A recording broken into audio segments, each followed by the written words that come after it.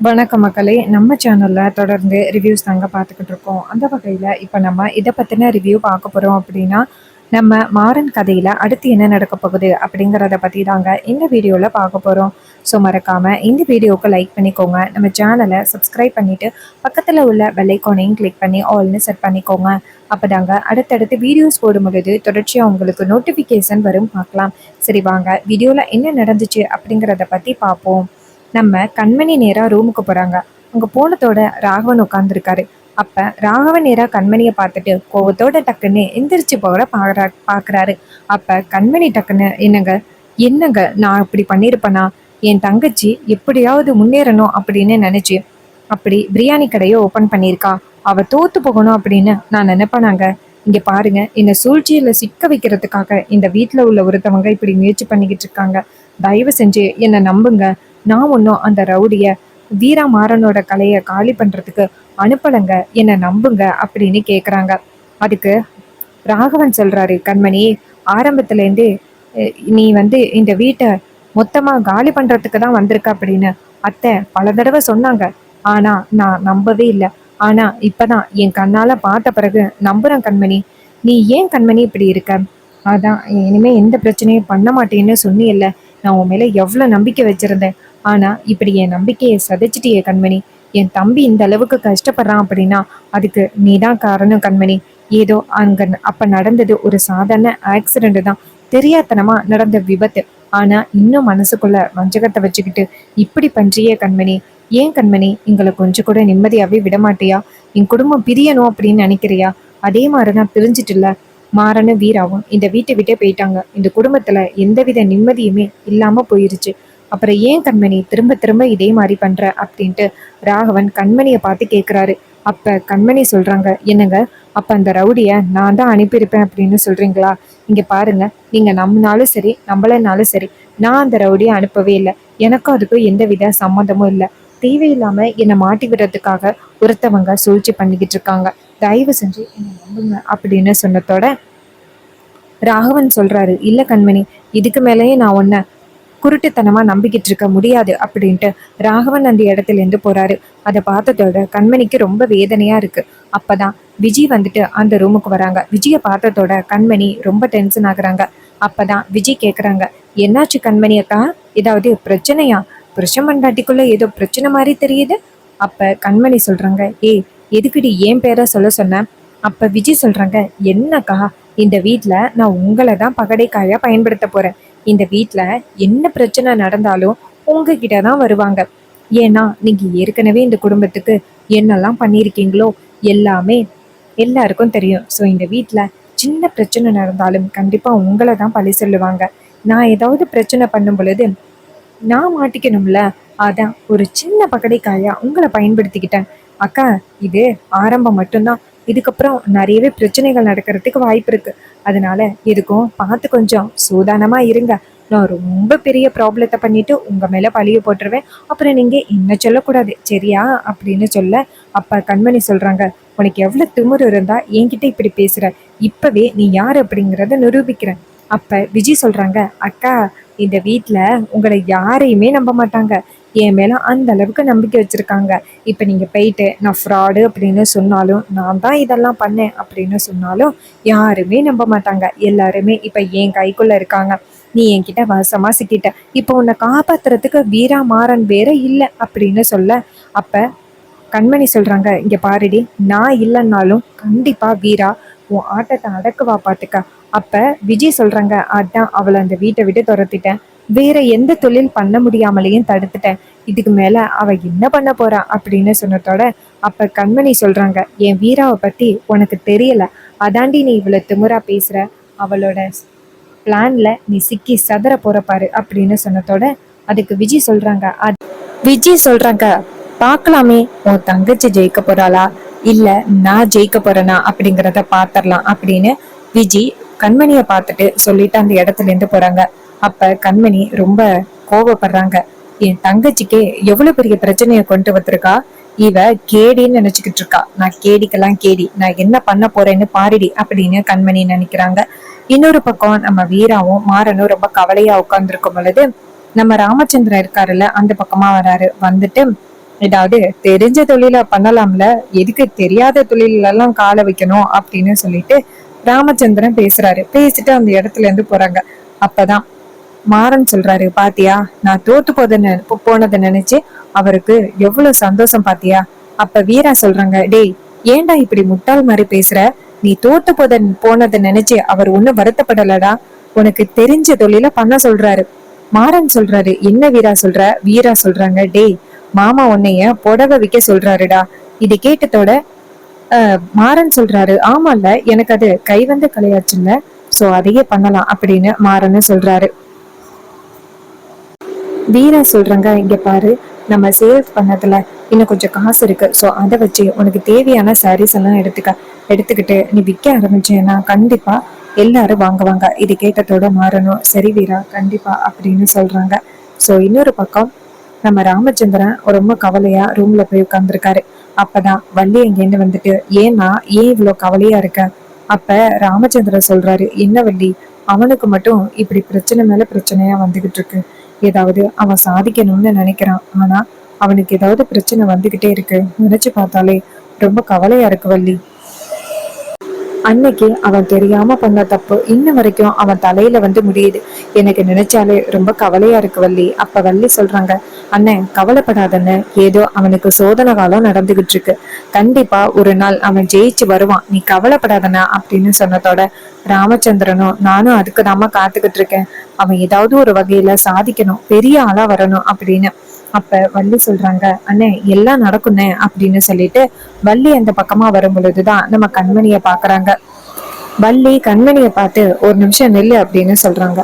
அப்ப கண்மணி நிக்கிறாங்க. அப்ப வள்ளி நேரா கண்மணி கிட்ட, இங்க பாருடி, மாறனை பழி வாங்கணும் அப்படின்னு நினைச்சேன்னா அதுல உன் தங்கச்சியும் தானே இருக்கா, உன் தங்கச்சிக்கும் ஏதாவது பிரச்சனை நடக்கும் அப்படின்னு நீ எந்தவித கவலையும் படலையா. நீ என்ன இவ்வளவு மனசாட்சி இல்லாதவளா இருக்க. இங்க பாரு, ஒருவேளை நீ வீராவுக்கு பிரச்சனை, மாறனுக்கு பிரச்சனை கொடுக்கணும் அப்படின்னு நினைச்சியன்னா அது வீராவையும் தானே பாதிக்கும். ஏண்டி இப்படி பண்ற. அப்ப கண்மணி சொல்றாங்க, இங்க பாருங்க, இன்னைக்கு நடந்த பிரச்சனைக்கும் எனக்கும் எந்த சம்மந்தமும் இல்ல. என்ன தேவையில்லாம யாரோ மாட்டி விடணும் அப்படிங்கறதுக்காக இப்படி பண்ணிருக்காங்க அப்படின்னு கண்மணி சொல்றாங்க. அப்ப வள்ளி சொல்றாங்க, இங்க பாரு, அந்த ரவுடியே ஒன்னதான் வந்து கை காமிச்சிட்டு போனா, நீ இல்லன்னு சொல்ற. இதுக்கு முன்னாடி எத்தனையோ பிரச்சனைகளை பண்ணிட்டு இல்லன்னு சொல்லி நீ தப்பிச்சிருக்க. அதனால இந்த வாட்டியும் அதே மாதிரிதான் நீ சொல்லுவ. உன் மேல இருந்த நம்பிக்கை எல்லாமே போயிட்டு கண்மணி அப்படின்னு சொல்லிட்டு, பாவ ராகவன் உன்கிட்ட பிடிபட்டு ரொம்ப கஷ்டப்படுறான். ஆரம்பத்திலேயே சொன்ன நீ வேண்டாம் அப்படின்னு, ஆனா நீ வீட்டுல உள்ளவங்க தான் கேட்கவே இல்லை. இப்ப எல்லாரும் பிரச்சனையை அனுபவிக்கிறோம் அப்படின்ட்டு வள்ளி அந்த இடத்துல இருந்து போறாங்க. அப்ப கண்மணி நினைக்கிறாங்க, இதுக்கும் நமக்கும் எந்தவித சம்மந்தமும் இல்ல. தேவையில்லாம இந்த விஜய் நம்மள மாட்டி விட்டுட்டு வேடிக்கை பாக்குறா, அவளுக்கு நம்ம சரியான பதிலடி கொடுக்கணும் அப்படின்னு கண்மணி நினைக்கிறாங்க. அப்ப கண்மணி வீரா கிட்ட மன்னிப்பு கேட்கலாம், அவகிட்ட நம்ம மேல எந்த தப்பும் இல்ல அப்படிங்கறத சொல்லிடலாம் அப்படின்னு நம்ம கண்மணி வந்துட்டு நேரா வீராக்கு வீட்டுக்கிட்ட போயிட்டு வீரான்னு கூப்பிடுறாங்க. அப்ப வீரா வெளியில வந்துட்டு, என்ன வேணும் உனக்கு அப்படின்னு கேட்டதோட கண்மணி சொல்றாங்க, வீரா நீயும் நான் தான் இப்படி பண்ணிருப்பேன் அப்படின்னு நினைக்கிறியா. அப்ப கண்மணி சொன்னதை கேட்டுட்டு வீரா சொல்றாங்க, கண்மணி இத நீ பண்ணல அப்படிங்கறது எனக்கு நல்லா தெரியும். அப்ப கண்மணி கேக்குறாங்க, அப்ப நான் பண்ணலன்னா அப்ப பண்ணது யாரு அப்படிங்கறது உனக்கு தெரியும். அப்ப வீரா தலையசைக்கிறாங்க, ஆமா அப்படின்னு. அப்ப கண்மணி கேக்குறாங்க, வீரா அந்த விஜய் தானே, ஏன் வீரா அத பத்தி வீட்டுல யாருக்கிட்டையும் சொல்லல. அப்ப வீரா சொல்றாங்க, கண்மணி அவ இந்த வீட்டுக்குள்ள வந்த நோக்கமே வேற யாருக்கு, அவ கண்டிப்பா நம்ம குடும்பத்தை நிம்மதி இல்லாம ஆக்கணும் அப்படின்னு நினைச்சுதான் வந்திருக்கா. அவளோட பேக்ரவுண்டே ஏதோ ஒரு பெரிய பிரச்சனையோட தான் இருக்கு. சோ நீதான் கண்மணி கொஞ்சம் பாதுகாப்பா இருந்துக்கணும். இதுக்கு முன்னாடி இந்த வீட்டுல நிறைய பிரச்சனைகள் பண்ணி இருக்கிறதுனால ஓமையிலதான் வந்துட்டு எல்லாரும் சேர்ந்து தப்பு சொல்லுவாங்க. சோ நீ கொஞ்சம் பாதுகாப்பா இரு கண்மணி. இது கேட்டதோட கண்மணியும், வீரா அவளுக்கு நான் சரியான ஆப்பு வைக்கிறேன், நீ கவலைப்படாத வீரா. அப்ப வீரா சொல்றாங்க, கண்மணி நீ அவளோட சூழ்ச்சியில சிக்காம இருந்தா மட்டும் போதும். இது கேட்டதோட கண்மணியும், சரி நான் பாத்துக்கிறேன் வீரா அப்படின்னு சொல்லிட்டு நேரா வீட்டுக்கு வராங்க. அப்பதான் அந்த கண்மணி நினைக்கிறாங்க, கண்டிப்பா இவ ரொம்ப பெரிய திட்டத்தோட தான் வந்திருக்கா வீரா சொல்ற மாதிரி. சோ அவகிட்டேந்து நம்ம தப்பிக்கணும் அப்படின்னா நம்ம ஏதாவது பிளான் பண்ணணும் அப்படின்னு கண்மணி நினைக்கிறாங்க. அதே நேரம் மறுநாள் காலை சேர்ந்து அந்த காவேரி டெக்ஸ்டைலுக்கு எல்லாரும் கிளம்புறாங்க. கூடவே சேர்ந்து அந்த விஜயும் வராங்க. அப்ப கண்மணி நேரா விஜய பார்த்து, இப்ப நீ எங்க கிளம்புற? அப்ப விஜய் சொல்றாங்க, என்னக்கா இப்படி சொல்றீங்க? நம்மளோட கடையை பார்க்கதாக்கா வரேன். அப்ப கண்மணி சொல்றாங்க, கடையை பார்க்க வரேன்னு சொல்ற, உனக்கு அந்த கடையில என்ன தெரியும்? அப்ப விஜய் சொல்றாங்க, ஓ அப்படியா, இந்த வரேன் அப்படின்ட்டு ஐயோ ஐயோ அப்படின்னு சொல்ல அந்த இடத்துக்கு வள்ளி வராங்க காலையிலேயே. என்ன விஜய்? அப்ப விஜய் சொல்றாங்க, சித்தி, நானே இந்த வீட்டுல மருமக தானே, நான் அந்த கடைக்கு வரக்கூடாதான். அந்த கடைக்கும் எனக்கும் எந்த வித உரிமையும் இல்லையா, இவங்களுக்கு தான் எல்லா உரிமையும் இருக்கான். நான் அந்த கடை பக்கமே வரக்கூடாது அப்படின்னு கண்மணி அக்கா சொல்றாங்க அப்படின்னு. அப்ப வள்ளி நேரா கண்மணிய பார்த்து, கண்மணி, அந்த கடையில உனக்கு எந்த அளவுக்கு உரிமை இருக்கோ அதே உரிமை விஜய்க்கு இருக்கு. தேவையில்லாம அவ கடைக்கு வரக்கூடாது அப்படின்னு நீ சொல்லவே கூடாது. அப்ப கண்மணி சொல்றாங்க, ஐயோ நான் அப்படியெல்லாம் எதுவுமே சொல்லவே இல்லை. அப்ப வள்ளி சொல்றாங்க, நீங்க பாரு, இனிமே விஜய் கடைக்கு வரக்கூடாது அப்படின்னு நீ சொல்லக்கூடாது அப்படின்னு சொல்லிட்டு கண்மணி நேரா விஜய பார்த்து, விஜய் நீ கடைக்கு போ அப்படின்னு சொன்னதோட விஜயும் சரி அப்படின்னு சொல்லிட்டு நேரா கடைக்கு கிளம்புறதுக்காக நேரா நம்ம கண்மணியை பார்த்துக்கிட்டு நக்கலா சிரிச்சுக்கிட்டு கிளம்புறாங்க. அப்ப கண்மணி நினைக்கிறாங்க, இதுக்கு தாண்டி நான் எதிர்பார்த்தேன், நீ கடைக்கு வாடி, உனக்கு சரியான ஆப்பு இருக்கு அப்படின்னு. அதுக்கப்புறமா நம்ம கண்மணி நேரா கடைக்கு போறாங்க. அங்க வந்துட்டு ராகவன் இருக்காரு. கண்மணி நேரா ராகவன்கிட்ட பேச போறாங்க. ஆனா ராகவன் கண்மணிகிட்ட முகம் கொடுத்து கூட பேசவே இல்லை. ஏன்னா கண்மணி மேல பழி சொன்னதுனால இன்னும் ராகவன் கண்மணி மேல கோவமா தான் இருக்காரு. கண்மணி நேரா ராகவன்கிட்ட போயிட்டு, என்னங்க இன்னும் என் மேல கோவமா இருக்கீங்களா? அப்ப ராகவன் எதுவுமே பேசாம எந்திரிச்சு அந்த இடத்துல இருந்து போறாரு. இத பார்த்துட்டு கண்மணிக்கு ரொம்ப கஷ்டமா இருக்கு. இதெல்லாம் நடக்குது அப்படின்னா இது எல்லாத்துக்கும் அவதான் காரணம். அவளுக்கு நம்ம சரியான ஆப்பு வைக்கணும் அப்படின்னு நினைக்கிறாங்க. அதே நேரம் நம்ம கண்மணி இருக்காங்கல்ல, அவங்க கடையில வேலை பார்த்துக்கிட்டு இருக்கும்போது விஜய் வழக்கம் போல ஒவ்வொருத்தரையும் ஒவ்வொரு இடத்துக்கும் மாத்திக்கிட்டு இருக்காங்க. அப்பதான் கண்மணி நினைக்கிறாங்க, நம்மளுக்கு சூப்பரான ஒரு வாய்ப்பு கிடைச்சிருச்சு அப்படின்னு. அப்ப விஜய் எல்லாரையும் மாத்தி விட்டுட்டு போயிட்டு அங்க முதலாளி சேர்ல உட்காந்துக்கிட்டு சத்தமா உட்காந்துருக்காங்க. அப்ப நம்ம ராமச்சந்திரனும் கடைக்கு வந்திருக்காரு. இத நம்ம விஜய் கவனிக்கல. அப்ப ஒரு லேடி வந்துட்டு சாரி எடுக்கிறதுக்கு போயிட்டு அவங்க கிட்ட இந்த விஷயத்தெல்லாம் கேட்டுக்கிட்டு இருக்காங்க. அந்த சாரி எடுங்க, இந்த சாரி எடுங்கன்னு சாரியோட பேரெல்லாம் சொல்லிக்கிட்டு இருக்காங்க. அது எல்லாத்தையும் கேட்டுட்டு அவர் திணறாரே தவிர்த்து அவருக்கு எந்த சாரி அவங்க சொல்றாங்க அப்படிங்கிறது சரியா புரியவே இல்லை. சோ என்ன நடக்குது அப்படின்னா, அந்த லேடி இங்கேருந்து வந்துட்டு நேரா விஜய பார்த்து, என்ன கடைக்கு ஆள் வச்சிருக்கீங்க, எதுவுமே தெரியவே இல்லை சுத்தமா அப்படின்னு சொல்றாங்க. இது கேட்டதோட விஜய் டென்ஷனா அந்த இடத்துக்கு போறாங்க. இது எல்லாத்தையுமே ராமச்சந்திரன் கவனிக்கிறாரு. அப்பதான் விஜய் நேரா அங்க போயிட்டு அந்த ஸ்டாஃப் அடிக்கிறாங்க. இதை பார்த்ததோட கண்மணியும் ராகவனும் அதிர்ச்சி ஆகுறாங்க. ராகவன் அங்க இருந்து வந்துட்டு, கண்மணி, ஏய் விஜய் என்ன பண்ற அப்படின்னு கேட்டதோட அப்ப விஜய் சொல்றாங்க, நான் என்ன பண்றேன்? அப்ப ராகவன் சொல்றாரு, இப்ப எதுக்கு அவரை அடிச்ச? அப்ப விஜய் சொல்றாங்க, ஒழுங்கா சாரி எடுத்து கொடுக்க சொன்னா அதை விட்டுட்டு அது தெரியாது இது தெரியாதுன்னு சொல்றான். இவனுக்கெல்லாம் எதுக்கு சம்பளம் கொடுக்குறீங்க? இன்னைக்கு இவனை வேலையை விட்டு தூக்குங்க, அதுதான் சரியா இருக்கும். அப்ப ராகவன் சொல்றாரு, விஜய் நீ இப்பதான் இந்த கடைக்கு வந்திருக்க, இவரு எத்தனை வருஷமா இந்த கடையில இருந்துகிட்டு இருக்காரு தெரியுமா? நீ தேவையில்லாம அதிகாரம் செய்யற வேலையெல்லாம் வச்சுக்காத. அப்ப விஜய் சொல்றாங்க, நான் அதிகாரம் பண்றானா? நானும் இந்த கடையில ஒரு பார்ட்னர் தான், எனக்கும் ஷேர் இருக்கு, நான் கார்த்திகோட பொண்டாட்டி அப்படிங்கறதுனால எனக்கும் இந்த கடையில ஷேர் இருக்கு. அப்ப கண்மணி சிரிக்கிறாங்க, நீ கார்த்திகோட பொண்டாட்டியா? கார்த்தி ஃபர்ஸ்ட் உன்னை ஒய்ஃபா ஏத்துக்கணும்ல, அப்பதான் நீ கார்த்தியோட பொண்டாட்டி. அப்ப விஜய் வந்துட்டு கண்மணியை பார்த்து முறைக்கிறாங்க. அப்ப ராமச்சந்திரன் அந்த இடத்துக்கு வராரு. வந்துட்டு இங்க என்ன நடக்குது அப்படின்னு கேக்குறாங்க. அப்ப விஜய் சொல்றாங்க, வாங்க மாமா, இந்த நியாயத்தை கேளுங்க. சாரி இவங்க கேட்டிருக்காங்க, சரியா எடுத்து கொடுத்துருக்கலாம்ல, அதை விட்டுட்டு அது தெரியாது இது தெரியாது அப்படின்னு கஸ்டமரை இந்த இடத்துல இருந்து போக வைக்கிறதுக்கு பாத்திருக்காரு. அப்பதானே அவரு வேலையே இல்லாம சம்பளத்தை வாங்கிக்கலாம். இது கேட்டதோட ராமச்சந்திரன் அவரை பார்த்துட்டு, உனக்கு இங்க என்ன வேலை அப்படின்னு கேட்டதோட அவரு சொல்றாரு, சார் இந்த மேடம் தான் சார் என்ன இங்க நிக்க சொன்னாங்க, எனக்கும் இந்த செக்ஷனுக்கும் கொஞ்சம் கூட சம்பந்தமே இல்லைன்னு சொன்னேன், எனக்கு சுத்தமா எதுவுமே தெரியாதுன்னு சொன்னேன். ஆனா அவங்க கேட்கவே இல்லை, நான் இங்கதான் நிக்கணும் அப்படின்னு சொல்லிட்டு என்னை கொண்டாந்து இங்க நிக்க வச்சுட்டாங்க. யாரு என்ன வந்து கேட்டாலும் எனக்கு சுத்தமா தெரிய மாட்டேங்குது சார், நான் அந்த மென்ஸ் செக்ஷன்ல 10 வருஷமா எக்ஸ்பீரியன்ஸ் அப்படின்னு உங்களுக்கு தெரியும், திடீர்னு என்ன கொண்டாந்து இங்க நிக்க வச்சா எனக்கு என்ன சாரு தெரியும்.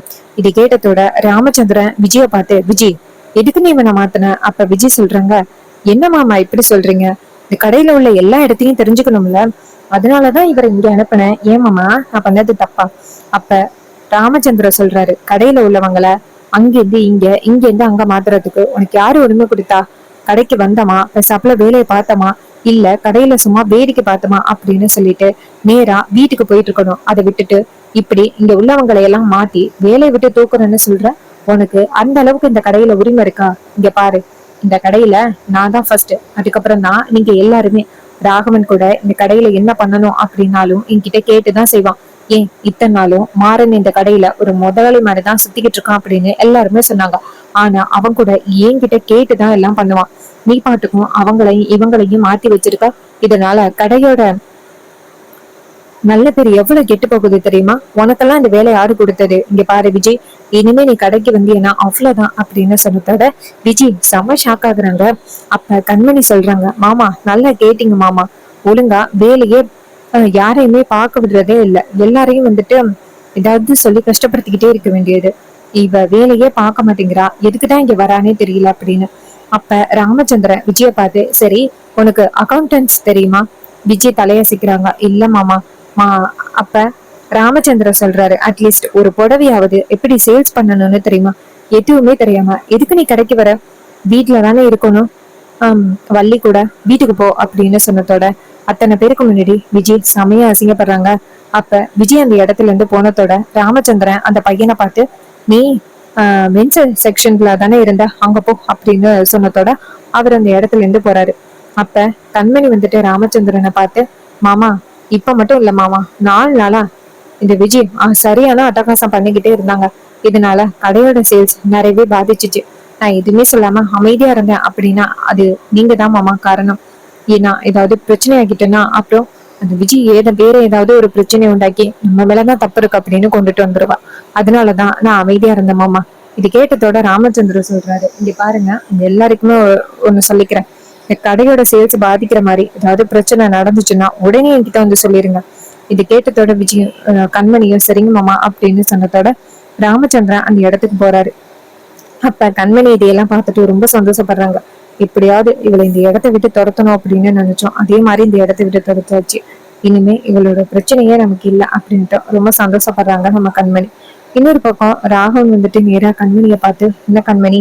அப்ப கண்மணி சொல்றாங்க, என்னங்க இவ எவ்வளவு பிரச்சனை பண்ணிக்கிட்டு இருந்தா, இப்ப இவளால நமக்கு எந்த கஷ்டமும் இல்ல. அப்ப ராகவன் சொல்றாரு, இங்க பாரு, அப்ப நீயாதான் அவளை துரத்துனியா? அப்ப கண்மணி சொல்றாங்க, என்னங்க அவ இந்த கடையில என்னெல்லாம் அட்டகாசம் பண்ணான்னு தெரியும்ல, அவ செஞ்சதுக்கு கூலி அனுபவிச்சிருக்கா, எதுக்கு நீங்க என்ன சொல்றீங்க அப்படின்னு சொன்னதோட ராமச்சந்திரனும் சரி அப்படின்னு சொல்றாரு. சோ இந்த எபிசோட் உங்களுக்கு இந்த அளவுக்கு பிடிச்சிருந்துச்சு அப்படின்னு மறக்காம கமெண்ட்ல சொல்லுங்க. இதே மாதிரி இன்னுமே அப்டேட்ஸ் நம்ம சேனல்ல நீங்க தொடர்ந்து பார்க்கணும் அப்படின்னாலும் மறக்காம நம்ம சேனலை சப்ஸ்கிரைப் பண்ணிட்டு பக்கத்துல உள்ள பெல் ஐகானையும் கிளிக் பண்ணி ஆல்னு செட் பண்ணிக்கோங்க. அப்பதாங்க அடுத்தடுத்து வீடியோஸ் போடும் பொழுது தொடர்ச்சியா உங்களுக்கு நோட்டிபிகேஷன் வரும், பார்க்கலாம். தேங்க்ஸ் ஃபார் வாட்சிங்.